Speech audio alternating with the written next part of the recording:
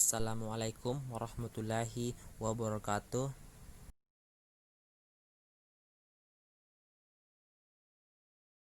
Perkenalkan, nama saya Ahmad Habibie Al-Ashad, nomor urut 2, kelas 11-nya 4, mata pelajaran Sejarah Kebudayaan Islam. Pada kesempatan kali ini, saya akan memaparkan materi mengenai khalifah pada masa Bani Umayyah, Muawiyah bin Abu Sufyan.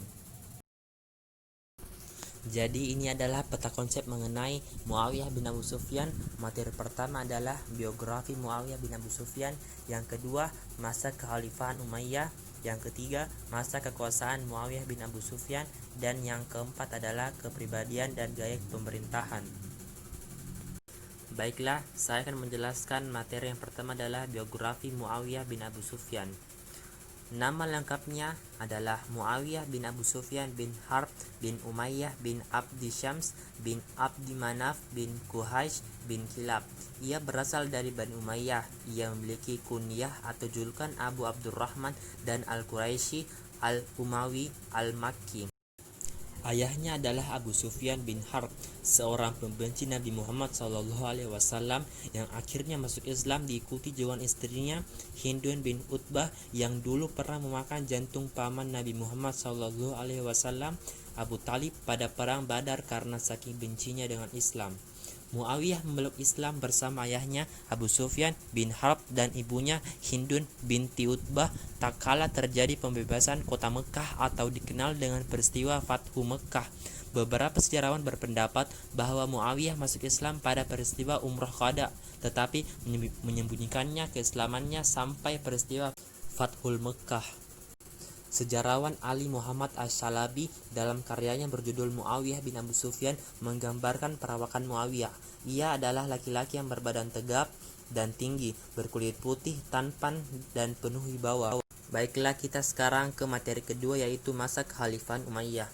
Pada zaman kenabian, Muawiyah sudah memiliki peran yang cukup penting dan strategis. Selain menjadi pencatat wahyu, Muawiyah juga sempat turun di beberapa pertempuran, salah satunya perang Hunain pada 8 Hijriah yang cukup terkenal itu.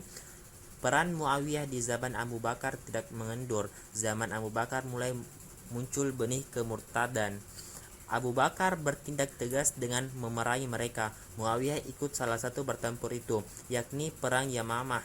Perang ini di mana umat Islam melawan Musailamah yang digelari Al-Kadzab, si pembohong, karena mengaku sebagai nabi palsu. Pada zaman Umar, Muawiyah ditugaskan untuk membebaskan Kaisariyah, sebuah kota kecil di wilayah Palestina. Namun ternyata Kaisariyah memiliki benteng pertahanan dan pasukan yang sangat kuat.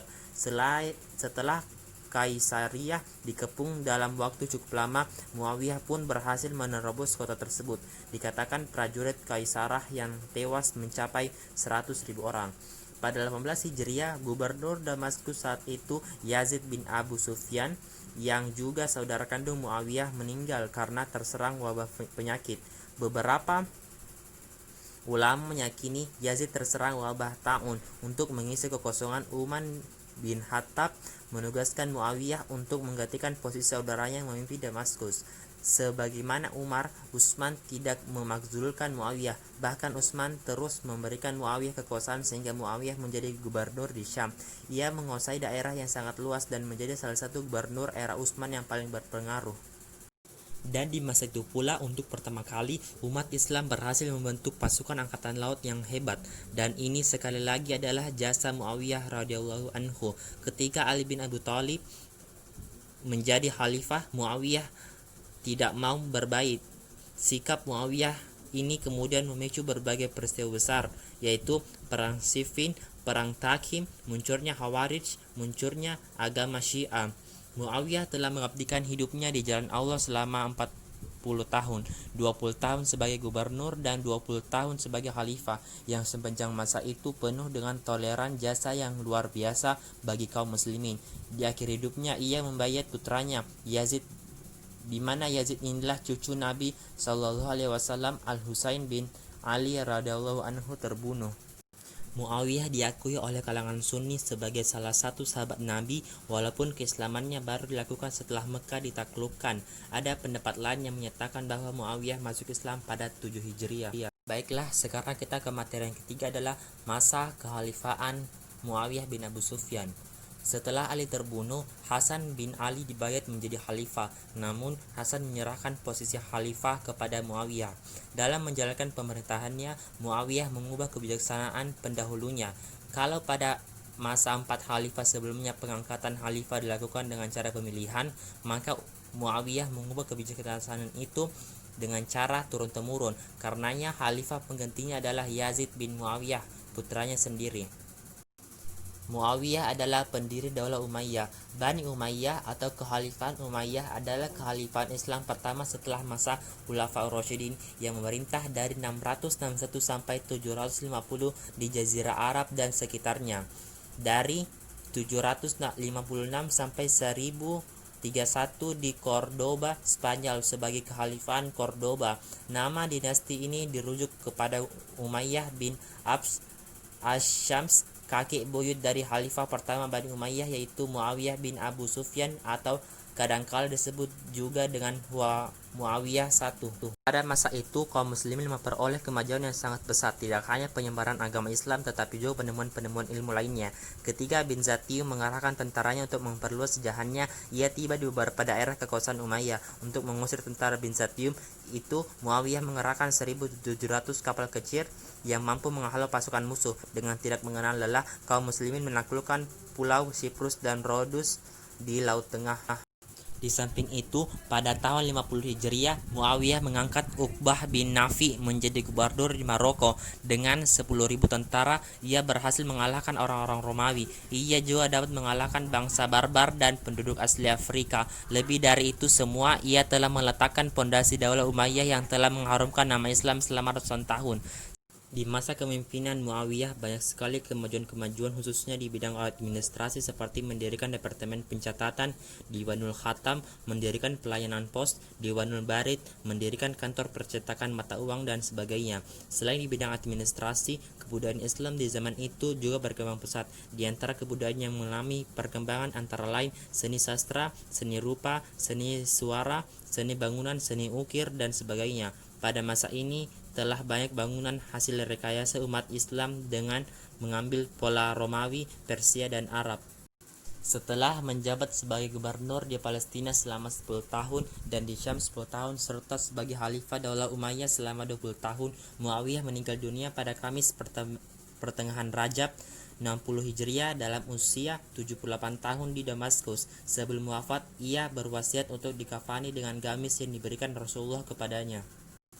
Baiklah, sekarang kita masuk ke materi terakhir, yaitu kepribadian dan gaya Muawiyah bin Abu Sufyan. Muawiyah adalah sosok yang terkenal fasih, penyabar, berwibawa, cerdas, cerdik.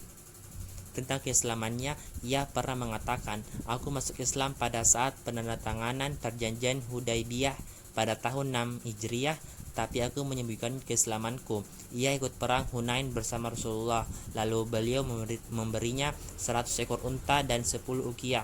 1 uqiyah sama dengan 29,75 gram emas. Umar bin Khattab juga pernah berkata bahwa Muawiyah suka makan makanan yang lezat dan bergaya seperti raja. Umar berkata begitu bukan bermaksud menjelekkan Muawiyah, tapi hanya mengkonfirmasi ciri khas Muawiyah bisa dimengerti. Mengapa Muawiyah melakukan hal itu? Karena ia memang berasal dari kabilah terpandang di masyarakat. Setelah masuk Islam, Rasulullah SAW berusaha membuat agar Muawiyah lebih dekat dengan beliau. Muawiyah memiliki sikap dan sifat-sifat sabar, cerdik, toleran, dan pandai dalam mengendalikan diri, serta seorang yang pemaaf. Dari sifat-sifat itu, Rasulullah SAW mengangkat Muawiyah menjadi anggota dari Sidis, penulis wahyu. Sikap optimis dan selalu memandang ke depan membuat Muawiyah tidak pernah mengalami kegagalan dalam urusan yang diinginkan saat menjadi khalifah selama 20 tahun. Kegagalan yang pernah dialami Khalifah Muawiyah adalah ketika menaklukkan kota Konstantinopel. Muawiyah juga dikenal sebagai tokoh yang pandai dalam menarik perhatian musuh-musuhnya dan para penantangnya, yakni dengan kesabaran dan kewibawaannya seperti yang dilakukan Nabi Muhammad SAW kepada orang-orang yang baru masuk Islam. Dalam diri Muawiyah terdapat semboyan, "Aku tidak akan menggunakan pedangku selama cambukku masih cukup. Aku tidak akan menggunakan cambukku selama lidahku masih bisa mengatasi." Baiklah, itu materi yang sempat saya sampaikan. mengenai Muawiyah bin Abu Sufyan. Lebih dan kurangnya mohon dimaafkan. Wabillahi taufiq wal hidayah. Wassalamualaikum warahmatullahi wabarakatuh.